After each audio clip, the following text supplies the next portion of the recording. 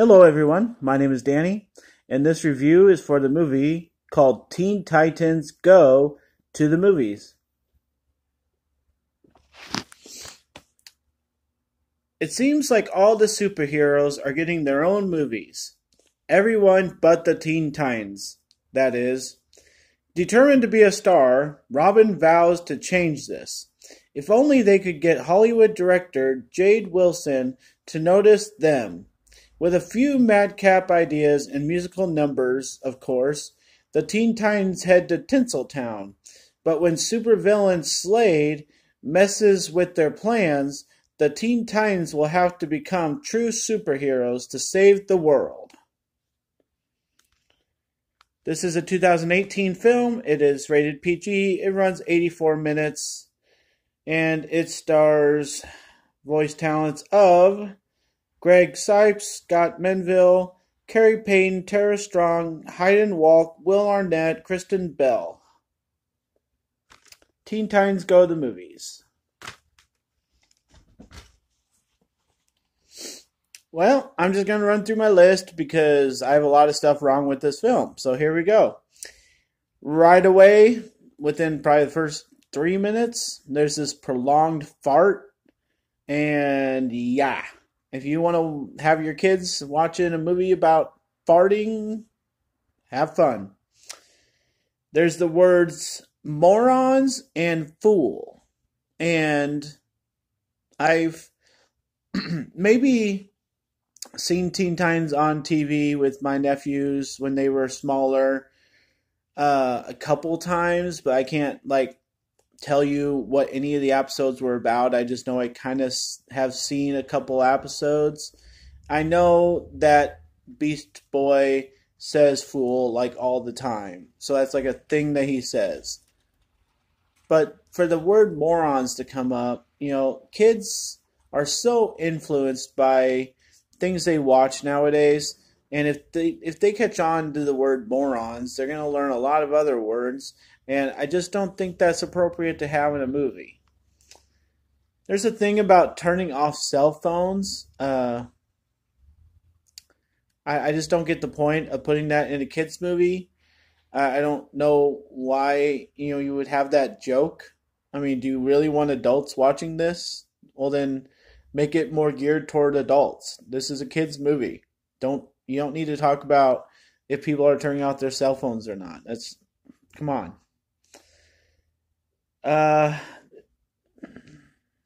They mention I don't understand what the writers of this film were trying to do. This is totally for kids. Do you not want them to understand anything in your movie at all whatsoever? When they mention Animaniacs, I'm like, what? Nobody under the age of 15 knows who the Animaniacs is at all. Maybe even 20. I mean, come on. The Animaniacs are a thing for my generation, not for the kids of today. I just don't understand what the point of mentioning their name was. That's just incredible.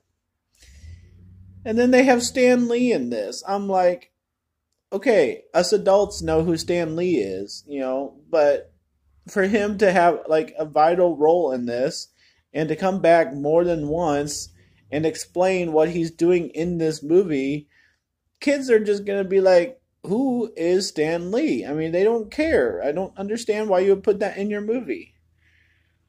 They mentioned the word booty. It's butt. I mean, I just don't understand why kids are enjoying this stuff. They think it's funny, to mention the word booty, but come on, why do you have to have that in a kids movie? They do mention, they reference Lion King, and I'm like, I know we have this new version coming out, and the old movies were kind of classics, so maybe kids of today have seen them. They know who, the Lion King universe is, but for them to reference something in this movie to have it be like Lion King, I just don't know if kids are going to get that symbolism. So as neat as I thought it was as an adult, I don't think kids are going to get it whatsoever. So again, I don't understand why they put it in this movie. They also mentioned Back to the Future, and I'm like, Nope, no kid's gonna know what that is.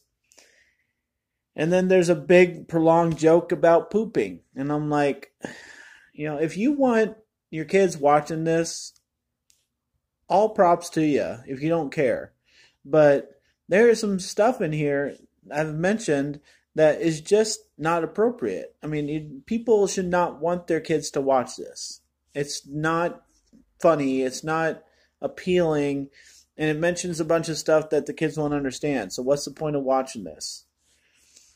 There's one thing I have a complete problem with, so I've saved it for last here. I put a big exclamation point by it on my notes here. They run over this tiger character who just gets done singing a song, and he's like right next to him, and he jumps on the road playing the guitar, and then they just run over him. And they just kind of leave him and say, oh well. And so if you want that in your mind, if you want that in your child's mind, congratulations. But that is terrible, and it's not played off as funny. It's just played off as they killed him and they left him. And it's like literally that's what it is. They don't laugh about it. They don't make a joke about it. He doesn't pop right up and say he's fine. Nothing. So I think that's the most messed up moment of this movie. I know a lot of people out there are trashing this thing, and that's my moment of telling you what's wrong with it. I'm stating what was in the movie. Okay? I don't really have an opinion up to that point. I just wrote down a bunch of stuff. Then I wrote down what's the point. And I think that's why people didn't really care for this movie at all whatsoever, is that it just doesn't have a point.